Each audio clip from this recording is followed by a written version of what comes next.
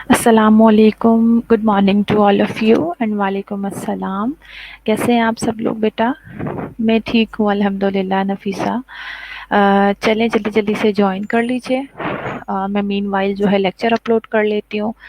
2 से 3 मिनट लगेंगे, आप लोग सब जॉइन कर लें। स्टिल 17 स्टूडेंट्स आर हियर, तो फिर हम इसे स्टार्ट करते हैं लेक्चर को। ठीक है बेटा, जल्दी से आ जाइए सब।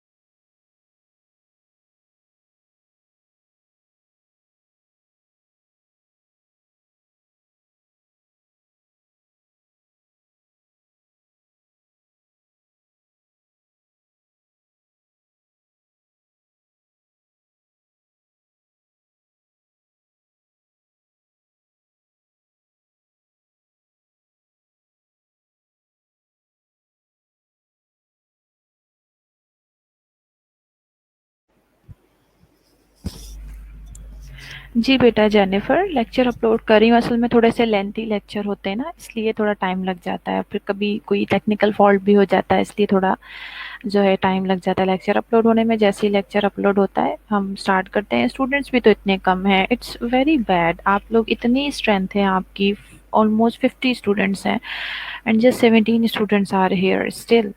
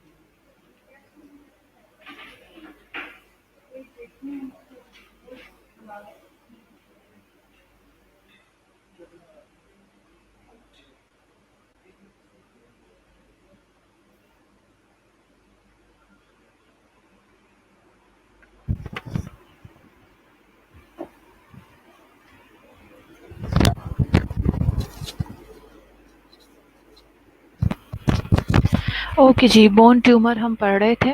उसकी पैथोफिजियोलॉजी हमने स्टार्ट करनी थी। A tumour in the bone causes the normal bone tissue to react by osteolytic response यानी बोन डिस्ट्रक्शन और ओस्टियोब्लास्टिक रिस्पॉन्स यानी bone formation.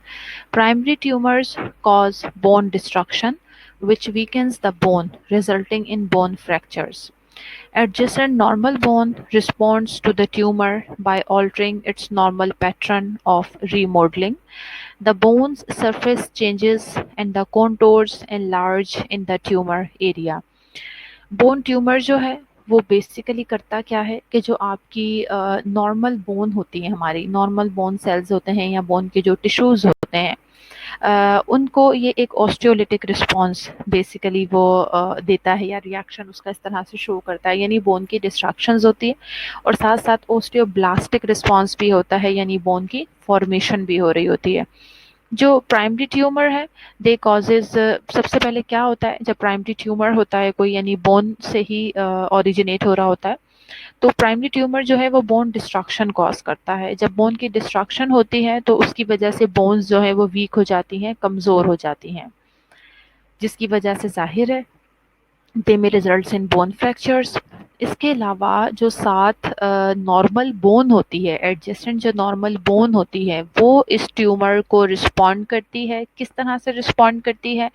Bye altering its normal pattern, यानी वो अपना जो उसका नॉर्मल पैटर्न है उसमें उसमें चेंजेस लेके आ जाती है। अपनी जो एक नॉर्मल बोन होती है उसका जो नॉर्मल पैटर्न होता है उसमें वो उसको रीमॉडल करना शुरू कर देती है, रीमॉडलिंग उसमें हो जाती है। जो बोन की सरफेस है वो चेंज होती है एंड जो वो जो कॉन्टोरस पोर्शन था वो फिर एक बड़े से इनलार्ज होकर ट्यूमर एरिया में कन्वर्ट हो जाता है। Malignant bone tumors invade and destroy adjacent bone tissue. Benign bone tumors, in contrast, have a symmetric, controlled growth pattern and place pressure on adjacent bone tissues. Malignant bone tumors invade and weaken the structure of bone until it can no longer withstand the stress of ordinary use. Pathologic fracture commonly results.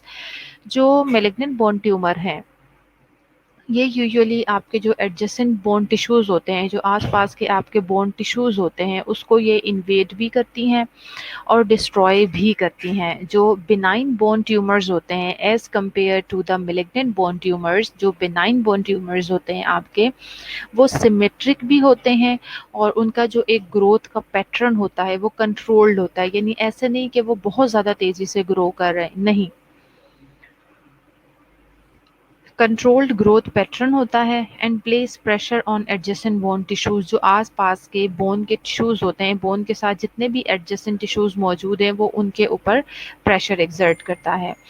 जो आपके malignant bone tumours हैं, जाहिर है वो आपके जो bone है, bone का जो स्ट्रक्चर है उसके ऊपर अटैक करते हैं, उसको इन्वेड करते हैं, तो आपकी बोन्स को जो है वो वीक कर देते हैं, कमज़ोर कर देते हैं। ठीक है, उस इतना ज़्यादा वीक कर देते हैं, उस स्ट्रक्चर को इतना ज़्यादा कमज़ोर कर देते हैं आपकी बोन्स को कि आपकी बोन्स, ये जो हम डेली हमारी ऑर्डिनरी स्ट्रेस होता है ना, जैसे हम चल फिर रहे हैं या थोड़ा बहुत हमने वज़न उठा लिया है, जो ऑर्डिनरी आम तौर पे हम आराम से उठा सकते हैं, वो वज़न भी वो बर्दाश्त नहीं कर पाती बोन्स, और उसकी वजह से पैथोलॉजिकल फ्रैक्चर्स हो जाते हैं। क्लिनिकल मैनिफेस्टेशन देख लीजिए, जो हमारे पेशेंट्स हैं बोन ट्यूमर के साथ, दे माइट बी एसिम्टोमेटिक भी हो सकते हैं। इसके अलावा फीवर की कंप्लेन हो सकती है, फटीग्ड होंगे, अनइंटेंशनल वेट लॉस होगा, यानी पता ही नहीं लग रहा होगा, वो खुद से कोई कोशिश नहीं कर रहे वेट लॉस करने की, ऐसा कुछ नहीं है, but in spite of that unintentional उनका वेट लॉस होगा। और स्वेलिंग, बॉडी में स्वेलिंग हो सकती है, बोन पेन होगा ज़ाहिर है, और वो जो मैं आपको पहले ही बता चुकी हूँ कि पैथोलॉजिकल जो फ्रैक्चर्स हैं, बोन फ्रैक्चर्स हैं, वो भी हो सकते हैं। With spinal metastasis, spinal cord compression may occur. It can progress rapidly और स्लोली। देखें, अगर स्पाइनल मेटास्टेसिस हो गया यानी बोन में बी वर्टिब्रल कॉलम में जाहिर है बोन मौजूद है, उसमें ट्यूमर हो गया है, वो वहाँ से मेटास्टेसिस करके आपके जो है वो पेशेंट के स्पाइनल कॉर्ड तक भी जा सकता है। और वैसे भी वो जाहिर है जब उसका साइज बढ़ना शुरू होगा, मेटास्टेसिस उसका होगा या वैसे भी उसका साइज बढ़ना शुरू होगा, तो आपको पता है ना स्पाइनल कॉर्ड के ऊपर प्रेशर एक्सर्ट होना शुरू होगा और उसकी वजह से स्पाइनल कॉर्ड की कॉम्प्रेशन हो सकती है। इट कैन प्रोग्रेस रैपिडली और slowly. Neurologic deficits like progressive pain, weakness, gait की एबनॉर्मेलिटी, पायरेस्थीसियाज यानी सारे नर्व्स के, क्योंकि जब जाहिर है स्पाइनल कॉर्ड से तो नर्व्स निकल रही है ना, जब वो स्पाइनल कॉर्ड को कंप्रेस करना शुरू करेगा, नर्व्स के ऊपर प्रेशर बढ़ना शुरू होगा, तो जाहिर है आपको न्यूरोलॉजिकल जो डिफेक्ट्स हैं वो भी आएंगे। सो प्रोग्रेसिव पेन हो गया, वीकनेस हो गई, पायरेस्थीसिया हो गया, गेट की एबनॉर्मेलिटी हो गई, पैराप्लेजिया हो गया, यूरिनरी रिटेंशन है, लॉस ऑफ बॉवल और ब्लैडर कंट्रोल है, they must be identified early, treated with decompressive laminectomy to prevent permanent spinal cord injury। ठीक है जी। अगर इस तरह की सिचुएशन है, जाहिर है ये मैंने आपको पहले बता दिया कि जो हमारे न्यूरोलॉजिकल डेफिसिट्स आना शुरू होंगे, उसकी सारी मैंने आपको एग्जांपल्स दे दी हैं।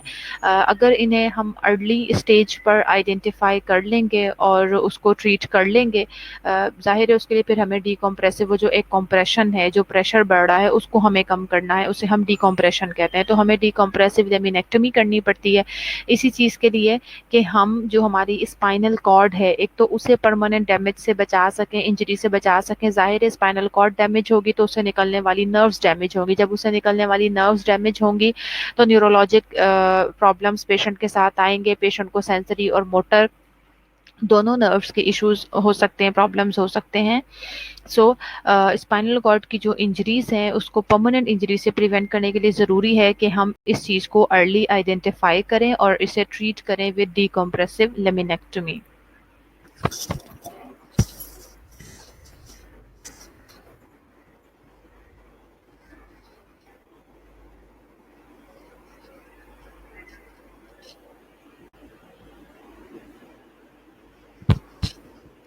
अच्छा, लेमिनेक्टमी क्या होती है? लेमिनेक्टमी होती है, नाम से पता लग रहा है कि हमने लेमिना को रिमूव करना है। और लेमिना क्या होता है पता होना चाहिए वैसे तो खैर आप सबको, कि वो जो आपके वर्टिब्रल कॉलम का, हर वर्टिब्रा का जो बैक साइड पे एरिया होता है, जो स्ट्रक्चर होता है, दैट इज कॉल्ड लेमिना। तो हम उसे रिमूव करके, क्योंकि कॉम्प्रेशन है ना बेटा, वो प्रेस हो रहा है, हमें स्पेस चाहिए उसे रिलीव करने के लिए, तो हम उसे रिमूव करके वहाँ पे एक स्पेस जो है वो जनरेट कर देते हैं। वो स्पेस जनरेट करने का मकसद ही यही होता है कि वहाँ का जो कॉम्प्रेशन है, जो उसके ऊपर बहुत ज़्यादा कहना चाहिए कि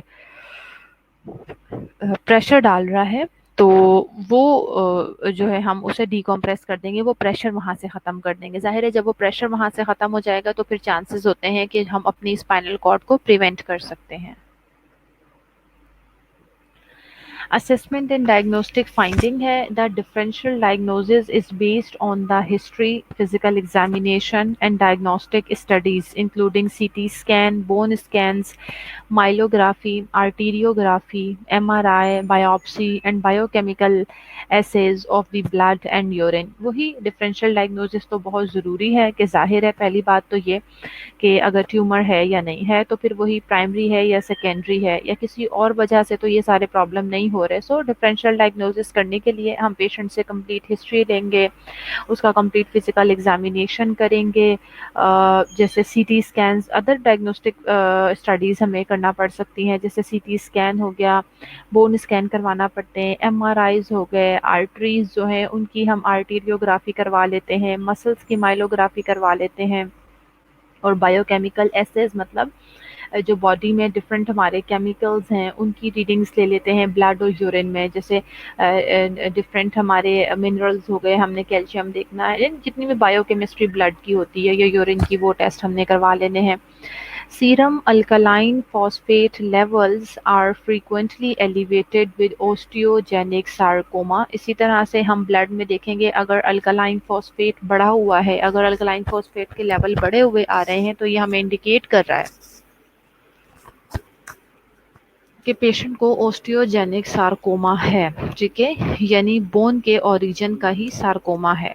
with metastatic carcinomas of the prostate, serum acid phosphate levels are elevated. देखें ये सारे मार्कर्स हैं, ये सारी blood investigation they are markers, वो आपको यूज हो रहे हैं डिफरेंशियल डायग्नोसिस के लिए। आपको देखिए कितना हेल्प आउट कर रहे हैं। अगर अल्कलाइन फॉस्फेट बॉडी में रेज आ रहा होगा ब्लड में, तो ये आपको बताएगा कि जी this is a primary sarcoma, this is osteogenic sarcoma. इसी तरह से अगर ब्लड में जो है एसिड फॉस्फेटेस के लेवल्स रेज आ रहे होंगे, तो आपको पता लगेगा कि जी this is metastatic carcinoma of the prostate gland, के प्रोस्टेट ग्लैंड से वो मेटास्टेसिस होके यहाँ तक पहुंचा है।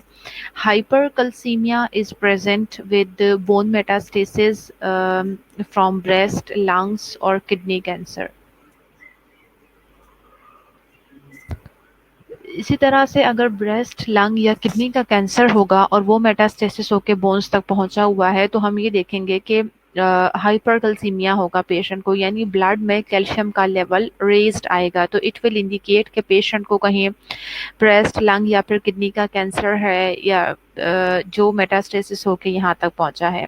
A surgical biopsy is performed for histologic identification and chest X-rays are performed to determine the presence of lung metastasis।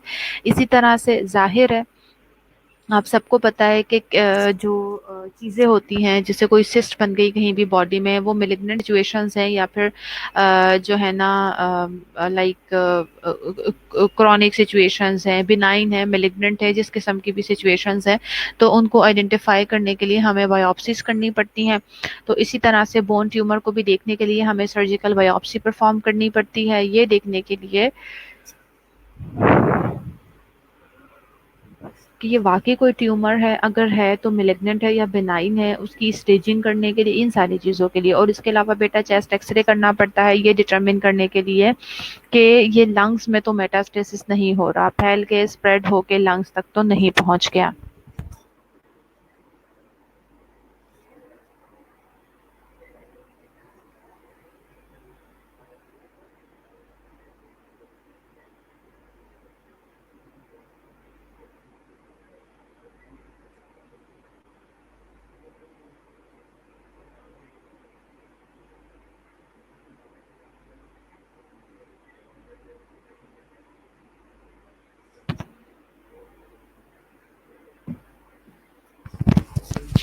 Okay, इसके बाद आ जाते हैं हम मेडिकल मैनेजमेंट की तरफ।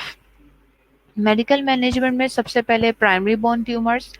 The goal of primary bone tumour treatment is to destroy और remove the tumour. जाहिर है, जो बोन से ही ओरिजिनेट हुआ है ट्यूमर, जो प्राइमरी बोन ट्यूमर है, उसमें हमारा गोल, हमारा ऑब्जेक्टिव सबसे पहले यही है कि जो बोन का ट्यूमर है उसको डिस्ट्रॉय किया जाए, उसे रिमूव किया जाए, उस ट्यूमर को। This may be accomplished by surgical excision, radiation therapy if the tumour is radio sensitive.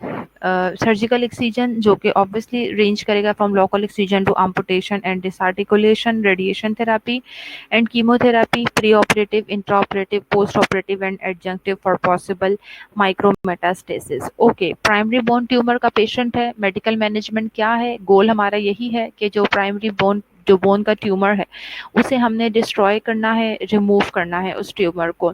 And किस किस क्या क्या चीज़ें हो सकती हैं जो हमें करना पड़ेंगी और हम किस तरह से इस गोल को अचीव करेंगे। एक तो बेटा ऑप्शन होता है सर्जिकल एक्सीजन का, फिर वो उसकी पूरी रेंज होती है, यानी जिस जगह पे ट्यूमर मौजूद है सिर्फ और सिर्फ उस एरिया से हमने उसको रिमूव करना है, इसको हम लोकल एक्सीजन कहते हैं।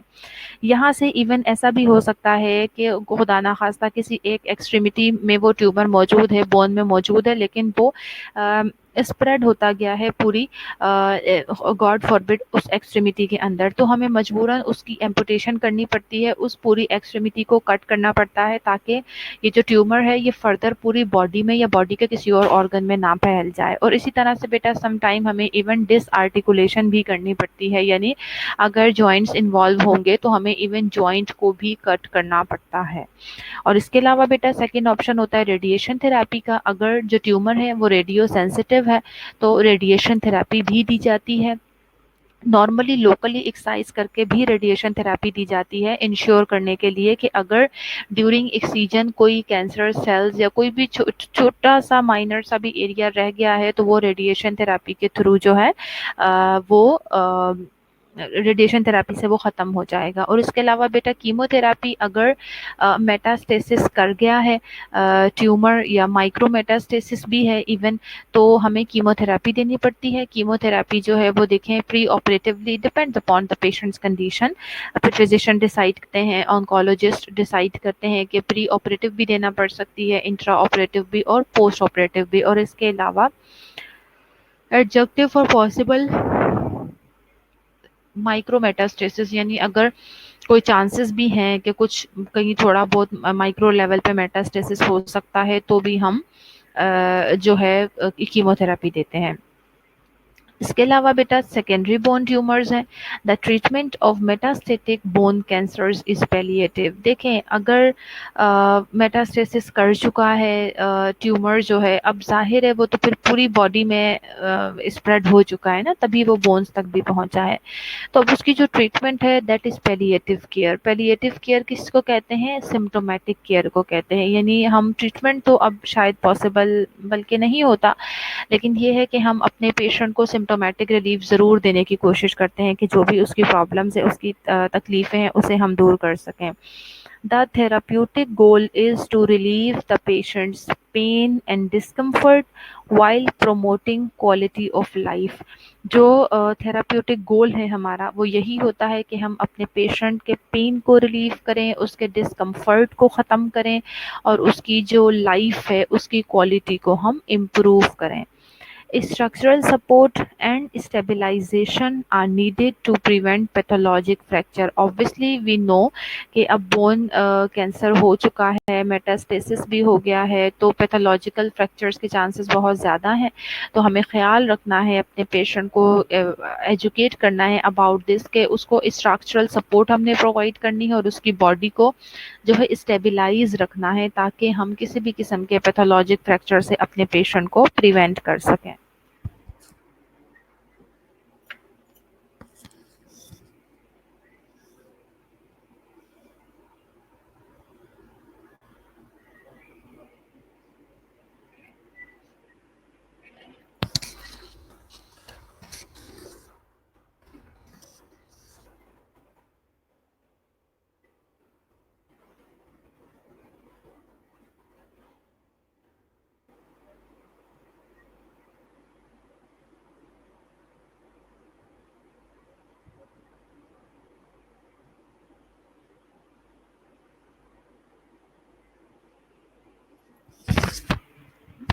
हाइपरकैल्सीमिया यानी कैल्शियम का लेवल बॉडी में बहुत ज़्यादा हो गया है। शायद मैंने बाय मिस्टेक सॉरी लास्ट उसमें आप लोगों को हाइपरकैल्सीमिया की डेफिनेशन लो कैल्शियम बता दिया था, शायद बाय मिस्टेक। हाइपरकैल्सीमिया बेटा हाई लेवल ऑफ कैल्शियम को कहते हैं, क्योंकि जाहिर है आपको मालूम है जो बोन्स होती हैं कैल्शियम ने कहाँ डिपॉजिट होना होता है? कैल्शियम सिर्फ ब्लड में तो नहीं घूम रहा होता ना, कैल्शियम बोन्स के अंदर भी डिपॉजिट होता है, जो कि जाहिर है एक बोन का एक मिनरल है जिसकी वजह से बोन की डेंसिटी है ज़रूरी है। तो जब वो बोन्स की डिस्ट्रक्शन होना शुरू होगी तो अल्टीमेटली बोन में से कैल्शियम निकल निकल के तो बाहर आना शुरू हो जाएगा ब्लड में, तो फिर हाइपरकैल्सीमिया ही आएगा ना, कैल्शियम आपके ब्लड में ज़्यादा होना शुरू हो जाएगा। तो हाइपरकैल्सीमिया है उसको भी जो है आइडेंटिफाई करना प्रॉपरली टाइमली बहुत ज़रूरी होता है। उसकी ट्रीटमेंट क्या क्या होंगी बेटा? हम जो है हाइड्रेट करेंगे अपने पेशेंट को with IV administration of normal saline solution, diuretics देना पड़ सकते हैं, पेशेंट को मोबिलाइज किया जाएगा, मेडिकेशंस देना पड़ सकती हैं। आपको पता है कैल्शियम और फॉस्फेट दोनों ऑपोजिट एक दूसरे के चल रहे होते हैं, इसलिए बायोफॉस्फोनेट्स या फिर कैल्सिटोनिन देना होता है, because inactivity leads to loss of bone mass and increased calcium in the blood. The nurse assists the patient to increase activity and ambulation। Hypercalcaemia है, ब्लड में कैल्शियम लेवल ज़्यादा हो रहा है, रीज़न आपको मैंने बता दिया है कि जब बोन की डिस्ट्रक्शन होगी तो जाहिर सी बात है कैल्शियम लेवल ज़्यादा होगा। तो उसमें आपने पेशेंट को एक तो इस चीज़ को टाइमली आइडेंटिफाई भी करना है। फिर ट्रीटमेंट में क्या है कि पेशेंट को हाइड्रेट करना है और डायूरेटिक्स देना पड़ सकते हैं ताकि बॉडी से कैल्शियम भी यूरिन के थ्रू पास आउट हो जो एक्स्ट्रा है। बाकी पेशेंट को मोबाइल करना बहुत ज़रूरी है, अगर उसको आप इमोबाइल रखेंगे तो ज़्यादा इनएक्टिविटी की वजह से आपको पता है कि पेशेंट की जो बॉडी है मज़ीद उसका बोन मास जो है वो लॉस होगा, इसलिए उसे हमने एम्बुलेशन करवानी है, असिस्ट करना है उन्हें ताकि वो एक्टिविटीज़ परफॉर्म कर सकें। और बाकी बायोफॉस्फोनेट और calcitonin according to the physicians prescription हम पेशेंट को देते हैं। Hematopoiesis is frequently disrupted by tumor invasion of the bone marrow or by treatment such as chemotherapy or radiation therapy. So blood component therapy restores hematologic factors. देखें हेमेटोपोइसिस आपको पता है कि bone marrow में हमारे जो ब्लड सेल्स बन रहे थे, हेमेटोपोइसिस बेसिकली हो रहा होता है जब आपकी एक तो ट्यूमर की वजह से और सबसे बढ़ के ट्यूमर के अलावा जो कीमोथेरेपी लग रही होती है पेशेंट्स को और रेडिएशन थेरेपी लग रही होती है पेशेंट्स को, इन दोनों का बोन्स के ऊपर, बोन मैरो के ऊपर बहुत ख़राब इफ़ेक्ट होता है। जो हेमेटोपोइसिस होता है नॉर्मल ब्लड सेल्स बनने का, ब्लड कंपोनेंट बनने का प्रोसेस वो डिस्टर्ब हो जाता है। जब वो डिस्टर्ब हो जाता है तो जाहिर है हमारे पेशेंट के तो बॉडी में तमाम ब्लड सेल्स कम होना शुरू हो जाएंगे ना, तो ये जो आपके ब्लड के कंपोनेंट्स हैं इनकी थेरेपीज़ जो हैं हम फिर उसके थ्रू रिस्टोर करते हैं हेमाटोलॉजिक फैक्टर्स को। ठीक है। Pain must be assessed accurately and managed with adequate and appropriate opioid, non-opioid and non-pharmaceutical interventions. Pain जो है उसकी असेसमेंट सबसे पहले तो बहुत ज़रूरी है, पेशेंट का पेन मैनेज करना बहुत ज़रूरी है। उसके लिए ज़ाहिर है जो भी मेडिकेशन ज़रूरी हैं, आप ओपियोइड देने हैं, नॉन ओपियोइड देने हैं या फिर उसके साथ हम नॉन फार्मास्यूटिकल इंटरवेंशंस भी इस्तेमाल कर सकते हैं। Additional therapies are used to treat the original cancer. जो जाहिर है अगर सेकेंडरी ट्यूमर है तो उसको ट्रीट करने के लिए जिस थेरेपी की ज़रूरत है हम उसकी तरफ जाएंगे, और बाकी अगर प्राइमरी ट्यूमर है तो वो मैं ऑलरेडी आपको सारी चीज़ें बता चुकी हूँ।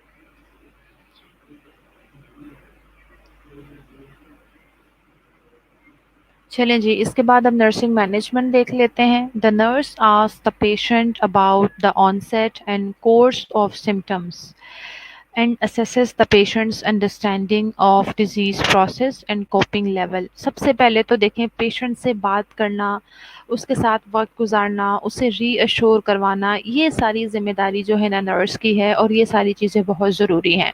तो सबसे पहले जब आप उसके पास जाएंगे अच्छी सी रेपो बिल्डिंग करना ज़रूरी है, पेशेंट का ट्रस्ट डेवलप करवाइए और फिर पेशेंट से आपने हिस्ट्री टेकिंग, जैसे पेन है अगर जाहिर है तो उसके मुताबिक उसके बारे में आप लें, या कोई और सिम्टम्स है तो उसके बारे में आप पेशेंट से हिस्ट्री लेंगे। This is your responsibility. आप सिम्टम्स के ऑनसेट के बारे में क्या कोर्स होता है, यानी कितने टाइम तक वो रहता है, पेशेंट की अंडरस्टैंडिंग क्या है डिज़ीज़ के बारे में, पेशेंट डिज़ीज़ को कितना समझ रहा है कितना नहीं समझ रहा, किस तरह से वो उसके साथ कोप कर रहा है, ये सारी चीज़ें आपने अंडरस्टैंड करनी है। On physical examination, the nurse gently palpate the mass and note its size and associated soft tissue swelling, pain and tenderness. इसी तरह से physical examination के ऊपर जब आप फिजिकल एग्जामिनेशन पेशेंट का करेंगे तो नर्स जो है जाहिर है वो एबनॉर्मल ग्रोथ होगी, मास होगी, उसको जो है जेंटली पल्पेट करना है, नोट करना है कि उसका साइज़ क्या है, उसके साथ एसोसिएटेड कोई सॉफ्ट टिश्यूज़ की स्वेलिंग तो नहीं हुई हुई, कहाँ पेन हो रहा है, टेंडरनेस हो रही है, इन सारी चीज़ों को आपने आइडेंटिफाई करना है। Assessment of the neurovascular status and range of motion of the extremity provides baseline data for future comparisons and patient's ability to perform activities of daily living. Neurovascular status और रेंज ऑफ मोशन दोनों चीज़ों की assessment बहुत ज़रूरी है, nurse की responsibility है, क्योंकि अगर न्यूरोवास्कुलर स्टेटस को हम अर्ली स्टेज पे डायग्नोज नहीं करेंगे तो हमारे पेशेंट को आगे जाके बहुत ज़्यादा नुकसान हो सकता है। इसी तरह से रेंज ऑफ मोशन है, एक्सट्रीमिटीज़ हैं इन्वॉल्व हुई हुई हैं, आप देखें कि कितनी रेंज ऑफ मोशन है उन एक्सट्रीमिटीज़ की जाएगी। फिर उससे हम ये आइडेंटिफाई कर सकेंगे कि हमारा पेशेंट अपनी लिविंग की जो एक्टिविटीज़ हैं वो कितनी परफॉर्म कर सकता है और किस चीज़ में उसको असिस्टेंस की ज़रूरत है। The nursing care of a patient who has undergone excision of a bone tumor include vital sign monitoring. Madam ये ले लें। Vital sign monitoring. मैडम मेरा बैक टू बैक लेक्चर था इसलिए नहीं आई, वरना मैं देती हूँ सबको। The nursing care of a patient who has undergone excision of a bone tumor includes vital sign monitoring, blood loss is assessed, and observations are made to assess for the development of complications such as DVT, pulmonary embolism, infection, contractures, and disuse atrophy. The affected part is elevated to reduce edema, and the neurovascular status of the extremity is assessed. जो nursing care है obviously ऐसे patients की जिनको excision करने की ज़रूरत पड़ रही है, मैंने आपको बताया था बोन ट्यूमर को हमें एक्सरसाइज करना पड़ेगा, तो उसमें देखें वाइटल साइन मॉनिटरिंग सबसे ज़्यादा इम्पॉर्टेंट है।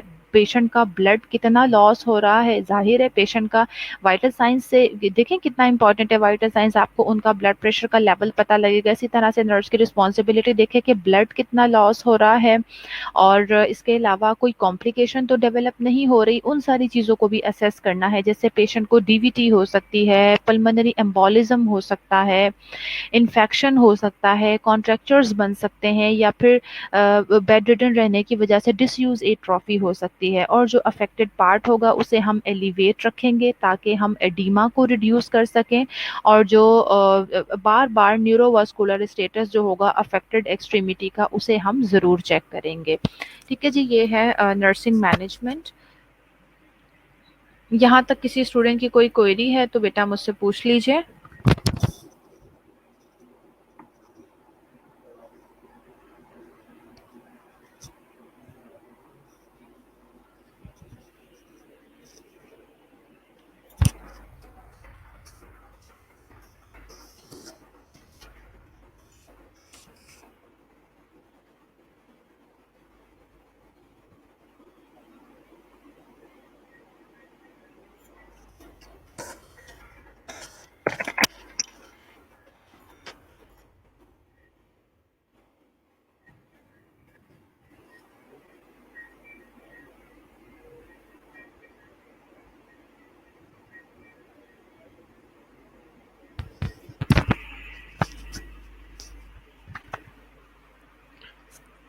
ओके चलें, देन अटेंडेंस मार्क कर लेते हैं, फिर अगर टाइम होगा तो इसे और कंटिन्यू कर लेंगे, अदरवाइज फिर नेक्स्ट लेक्चर में हम इसे कंटिन्यू, या एक स्लाइड और पढ़ लेते हैं, चलें फिर आगे कॉम्प्लिकेशंस पढ़ लेंगे ना।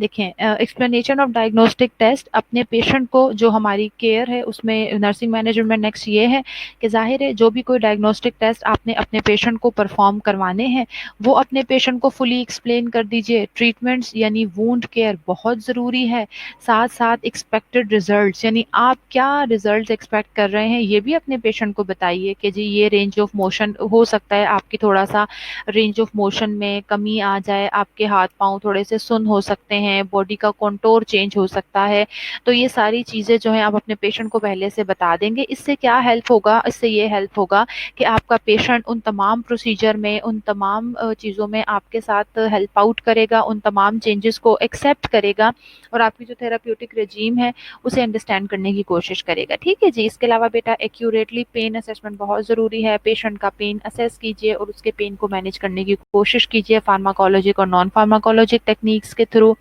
और नर्स को चाहिए कि वो इनकरेज करे पेशेंट को भी और उसके फैमिली मेम्बर को भी कि वो अपने कोई भी कंसर्न, फीलिंग, फेयर जो कुछ भी है वो आपके सामने एक्सप्रेस करें, और उन्हें सपोर्ट की ज़रूरत होती है कि जो भी बोन ट्यूमर की वजह से उनकी लाइफ के ऊपर जो भी इफ़ेक्ट्स आएंगे उसके साथ उन्हें डील करना पड़ेगा, वहाँ उसे नर्स की सपोर्ट की ज़रूरत होती है। इसके अलावा नर्स को चाहिए कि वो इनकरेज करेगी अपने पेशेंट को कि वो जितना ज़्यादा इंडिपेंडेंट हो सके उतना ज़्यादा इंडिपेंडेंट हो, यानी उसके फैमिली मेम्बर, पेशेंट खुद से हर चीज़ में पार्टिसिपेट करें। ट्रीटमेंट में पार्टिसिपेट करें, उससे क्या होगा कि उनके अंदर कॉन्फिडेंस आएगा, वो अपना जो है सेल्फ कॉन्फिडेंस उनके अंदर डेवलप होगा, और sense of being in control of one's life, यानी उसे महसूस होना शुरू होगा कि हाँ मैं जो हूँ अपनी लाइफ को खुद कंट्रोल कर रहा हूँ, यानी दूसरों पे फुली डिपेंडेंट नहीं होगा। So this was about the nursing management. आगे हम इंशाल्लाह कॉम्प्लिकेशंस जो है वो करेंगे। अब मैं आपकी अटेंडेंस मार्क कर लेती हूँ।